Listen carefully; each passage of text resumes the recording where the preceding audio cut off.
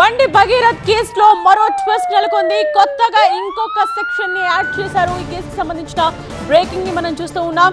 బాధితురాలపై పలుమార్లు అత్యాచారం చేశాడని మరో సెక్షన్ ను జత చేశారు పోలీసులు. బండి భగీరథ్ పై BNS 64(2)M సెక్షన్ ఇప్పుడు నమోదైంది. నేరం రుజువైతే కనుక కనీసం 10 ఏళ్ల జైలు శిక్ష పడుతుంది, లేదా జీవిత ఖైదు పడే అవకాశం కూడా ఉంది. మొన్న బండి భగీరథ్ ను పోలీసులు అదుపులోకి తీసుకున్నారు. మెజిస్ట్రేట్ ఈ నెల 29 వరకు రిమాండ్ విధించగా పోలీసులు చెర్లపల్లి జైలుకు తరలించారు బండి భగీరథ్. విషయానికి సంబంధించిన complete details bureau chief Vijay అందిస్తారు. విజయ్, ఏంటి సెక్షన్?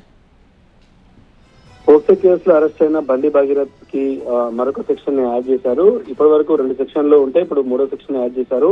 ఒకే బాధితురాలపై పలుమార్లు అత్యాచారం చేసినటువంటి సెక్షన్ ని పోక్సో యాక్ట్ లో ఉంది కాబట్టి ఆ సెక్షన్ కూడా యాడ్ చేసినట్టుగా పోలీసులు కోర్టులో మెమో దాఖలు చేశారు. బండి భగీరథ్ పైన BNS 64(2)M సెక్షన్ ని పోలీసులు జోడించారు. ఇది ఒకే విక్టిమ్ పైన పలుసార్లు అత్యాచారానికి పాల్పడిన సెక్షన్ కింద ఈ యొక్క కేసు నమోదు చేశారు. ఈ నేరం రుజువైతే కనీసం 10 నుంచి లైఫ్ వరకు కూడా లైఫ్ డెత్ సెంటెన్స్ కూడా పడే అవకాశం అయితే ఉంటుంది. ఇప్పటికే భగీరథ్ పైన 3 సెక్షన్లు నమోదయ్యాయి. BNS 64(2)M, DNS 74, 75, POCSO section 51 red with 6. మొత్తం ఈ 4 సెక్షన్ల కింద భగీరథ్ పైన కేసు నమోదైనదైతే పోలీసులు చెప్తారు. కొత్త సెక్షన్ యాడ్ చేసినట్టుగా కోర్టులో మెమో కూడా దాఖలు చేశారు.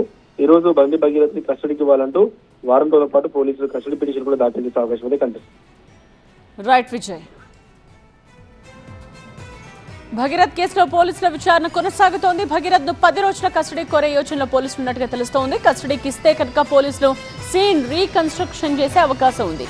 ఇప్పటికే భగీరథ్ ఫోన్ ను FSL కు పంపించారు పోలీసులు. బాధితురాలు తల్లి ఫిర్యాదుతో ఇవాళ మరికొందరిని విచారణకు పిలువనున్నారు.